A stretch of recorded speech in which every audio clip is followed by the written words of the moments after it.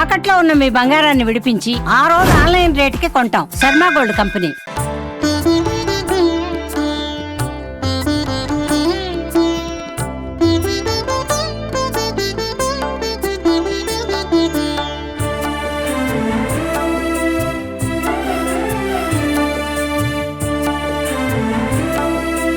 నమస్తే, welcome to Suman TV.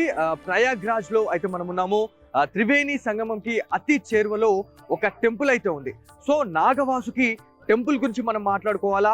అసలు ఈ టెంపుల్ కి మనం రావడానికి ముఖ్య ఉద్దేశం ఏమైనా ఉంది అంటే, చాలా మందికి కూడా నాగదోషాలు, కాలసర్ప దోషాలు అనేది కూడా మనకు ఉన్నట్టు మనం అందరం కూడా మనకు ఎక్కడైనా ఒక పూజారి దగ్గరికి వెళ్తే మీకు ఈ దోషం ఉంది, కాలసర్ప దోషం ఉంది, నాగదోషం ఉంది అని చెప్తా ఉంటారు. కాకపోతే వీటన్నిటిని దోషాల పరిహారం మరి ఎలా చేసుకోవాలి అని అంటే, ఖచ్చితంగా మనం ఒక పూజ చేసుకోవాలని చెప్పేసి మనకు ఎవరైతే మనకి పురోహితులు చెప్తా ఉంటారు. కాకపోతే ఇక్కడ ఏంటి స్పెషాలిటీ అంటే, ఏదైతే మనకి నాగుల చవితి రోజు కావచ్చు, లేకపోతే ఇక్కడ ఈ ప్రయాగ్రాజ్ లోని అతి సమీపంలో ఏదైతే మనకి చాలా పెద్ద టెంపుల్ గా మనం చెప్పుకుంటామో, అలహాబాద్ లో నాగవాసుకి టెంపుల్ గురించి మనం మాట్లాడుకుంటే, ఇక్కడికి వచ్చి అమ్మవారిని అమ్మ దగ్గరకు వచ్చేసి మనం వేడుకుంటే ఏమని, మాకు మాలో ఏమైనా కాలసర్ప దోషాలున్నా, నాగదోషాలున్నా కూడా అమ్మ నువ్వు దీన్ని తొలగించు తల్లి అని చెప్పేసి మనం వేడుకుంటే, ఆ దోషాలన్నీ ఓన్లీ మనం దర్శించుకోవడం వల్ల అవి తొలగిపోతాయి అని చెప్పేసి భక్తుల ప్రగాఢ నమ్మకం ఇక్కడ. సో ఇక్కడ మనం టెంపుల్కి అయితే వచ్చినాము. ఒక్కసారి చూడండి ఎంత బ్రహ్మాండంగా ఉందంటే, ఇక్కడ ఈ త్రివేణి సంగంకు వచ్చే వాళ్ళు ఎవరైతే ఉన్నారో ఖచ్చితంగా ఈ నియర్ బై ప్లేసెస్ లో చాలా పురాతనమైనటువంటి ఆలయాలు అయితే ఉన్నాయి. ఈ ఆలయం గురించి మనం మాట్లాడుకుంటే 10వ శతాబ్దానికి సంబంధించిన ఆలయంగా తెలుసా ఉంది. సో ఫైనల్ గా మనమైతే ఇక్కడికి వచ్చినాము. ఫస్ట్ మనము పూజ సామాగ్రి అయితే తీసుకుందాం. ఇక్కడ చాలా మంచి రీజనబుల్ రేట్స్ అయితే ఉన్నాయి. అంటే మనకి రేట్స్ అనేది ఎక్కువ ఉంటాయి కొన్ని టెంపుల్స్. కాకపోతే ఇక్కడ ఒక పూజ సామాగ్రి గురించి మనం మాట్లాడుకుంటే, దీంట్లో పూలతో పాటు చక్కెరకి సంబంధించిన ఒక ప్యాకెట్ ఉంది, దాంతో పాటు ఒక పాల ప్యాకెట్. సో ఇదంతా కూడా మనకి 40 రూపీస్కి అయితే ఇస్తూ ఉన్నారు. ఈ పూజ సామాగ్రి మనం తీసుకెళ్ళి అమ్మవారికి పూలు సమర్పించడము, అగరబత్తీలు సమర్పించడం, అక్కడ పాలాభిషేకం చేసిన తర్వాత ఈ చక్కెర నైవేద్యాన్ని అయితే మనము అమ్మవారికి పెట్టి మనం వేడుకుంటే ఆ నాగదోషం పోతుందని చెప్పేసి మనకి ఇక్కడ భక్తులు అయితే చెప్తా ఉన్నారు. సో అమ్మవారి దగ్గరికి వెళ్దాం, అమ్మవారిని దర్శించుకుందాం.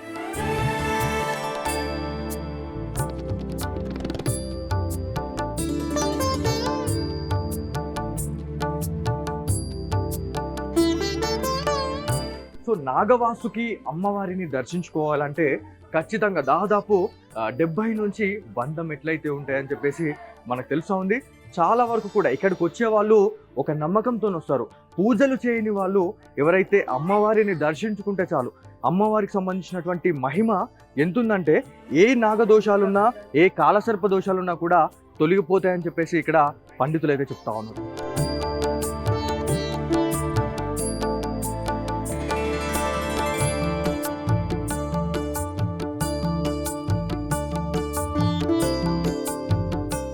సో ఆలయ గర్భగుడికి సంబంధించినటువంటి ప్రాంగణంకి అయితే మనం వచ్చినాము. ఇక్కడ అమ్మవారిని అయితే ఫస్ట్ దర్శించుకుందాం. దర్శించుకున్న తర్వాత అసలు ఆలయ చరిత్ర ఏముంది, అసలు పురాణాలు ఏం చెప్తా ఉన్నాయి, అదేవిధంగా చరిత్ర ఏం చెప్తా ఉంది, ఈ నాగవాసుకి దేవాలయానికి ఇంత ప్రాముఖ్యత అనేది ఎందుకు వచ్చింది, అదేవిధంగా ఈ త్రివేణి సంగమంలోనే ఈ ఆలయం ఉండడానికి గల కారణం ఏంటి అనే దానిపైన అయితే సుమన్ టీవీ ఒక ప్రత్యేక కథనంలో చూద్దాం.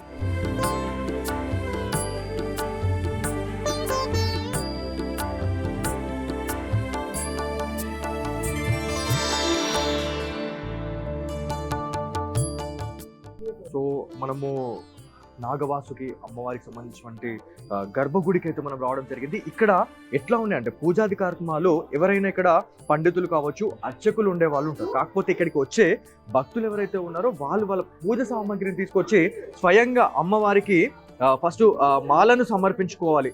సో మాలను సమర్పించుకున్న తర్వాత ఇక్కడ అమ్మవారికి సంబంధించినటువంటి ఒక గుమ్మం అయితే ఉంది. ఇక్కడ అమ్మవారికి సంబంధించి ప్రతిదీ కూడా ఇక్కడ అగరబత్తీలు వెలిగించడము, దాంతోపాటు పువ్వులు సమర్పించడం. అమ్మవారికి పువ్వులు సమర్పించిన తర్వాత మనము అంటే మన ఏదైతే కాలసర్ప దోషాలు ఏమున్నా, దాంతోపాటు ఏవైతే నాగదోషాలు ఏమున్నా కూడా అవి తొలగించు తల్లి అని చెప్పేసి మనం వేడుకుంటే అమ్మవారు మనను దీవించి మనకు సంబంధించినటువంటి దోషాలు ఏవైతే ఉన్నాయో అవి అన్నీ కూడా పోయేలా అంటే పారదోలేలా చేస్తారని చెప్పేసి మనకు తెలుస్తా ఉంది. ఇక్కడ ఇగో అమ్మవారికి ఫస్ట్ మనం ఇక్కడ పాలాభిషేకం చేయాలి. సో పాలాభిషేకం చేసిన తర్వాత మనం తెచ్చినటువంటి చక్కెర నైవేద్యంగా పెట్టాలి. సో చక్కెర నైవేద్యం పెట్టేసినామంటే అమ్మవారికి మనం తెచ్చినటువంటి నైవేద్యం, దాంతోపాటు మనం తెచ్చినటువంటి పూజ సామాగ్రి అంతా మనము అమ్మవారికి మనం అర్పించుకున్నట్టు అవుతుంది. దాంతోపాటు మనకున్నటువంటి ఏవైతే బాధలు ఉన్నాయో మనం అమ్మవారికి మనం చెప్పుకున్నా వేడుకున్నా కూడా అవన్నీ కూడా పారదోలే అవకాశం ఉంటుందని చెప్పేసి ఇక్కడ భక్తులైతే చాలా ప్రగాఢంగా నమ్ముతా ఉన్నారు. సో అమ్మవారికి సంబంధించిన దివ్య రూపం అండి ఇది. మనకి క్షీర సాగర మదనంలో అమ్మవారి పాత్ర అనేది చాలా ఉంటది. అమ్మవారికి సంబంధించినటువంటి దివ్య రూపం ఇది. సో అమ్మవారికి అంటే ఏదైతే మనకి వాసుకి సంబంధించినటువంటి చరిత్ర ఏం చెప్తా ఉంది, పురాణాలు ఏం చెప్తున్నాయి అనే దానిపైన అయితే మళ్ళీ ఒకసారి తెలుసుకునే ప్రయత్నం చేద్దాం.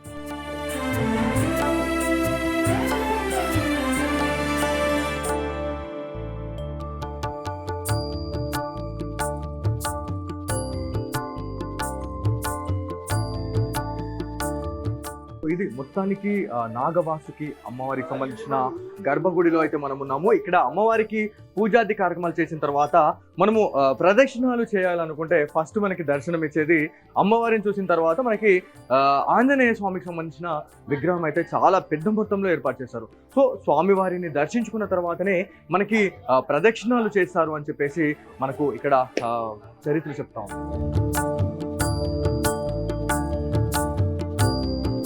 పురాణాల ప్రకారం గంగ ఆకాశం నుంచి భూమికి చేరుకునే సమయంలో ఆ ఫ్లోటింగ్ అనేది ఎక్కువగా ఉండింది. సో ఆ టైంలోనే పాతాళ గంగకి చేరుకునే టైంలో ఏదైతే నాగవాసుకి తోకకి తగలడం వల్ల అది భోగతీర్థంగా ఏర్పడిందని చెప్పేసి మనకు స్థల పురాణం చెప్తా ఉంది.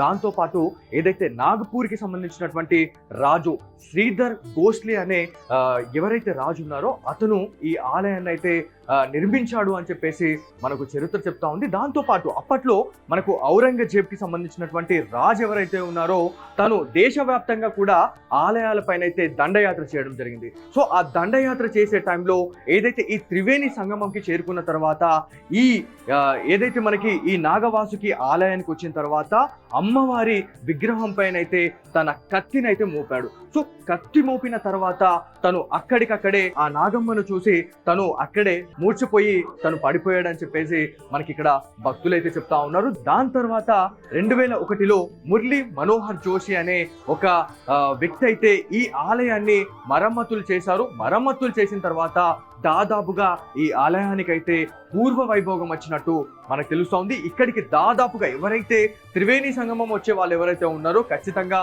అమ్మవారిని దర్శించుకున్న తర్వాతనే త్రివేణి సంగమంకి వెళ్తారు అని చెప్పేసి కూడా మనకు తెలుస్తూ ఉంది. దీంతో పాటు ఇంకా స్థల పురాణం అయితే తెలుసుకుందాం.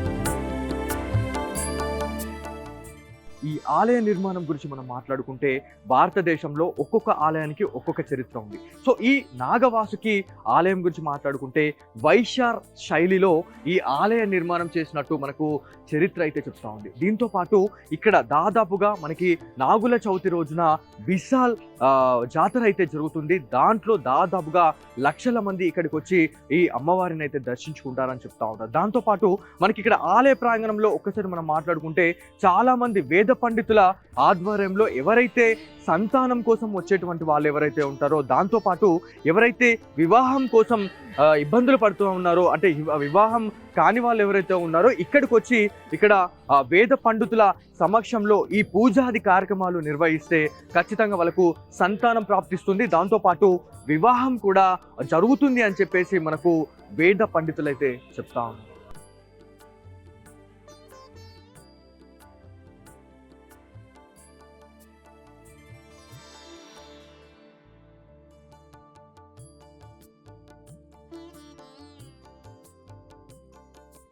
ఆలయ ప్రాంగణంలో ఒక పురాతనమైనటువంటి రావి చెట్టు ఉంది.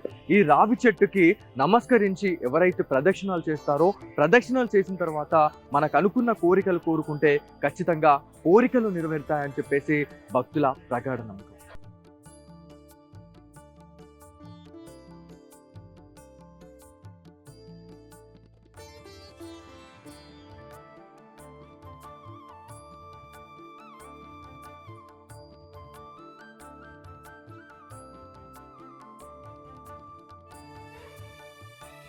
ఇది మొత్తానికి నాగవాసవి దేవాలయానికి సంబంధించిన చరిత్ర.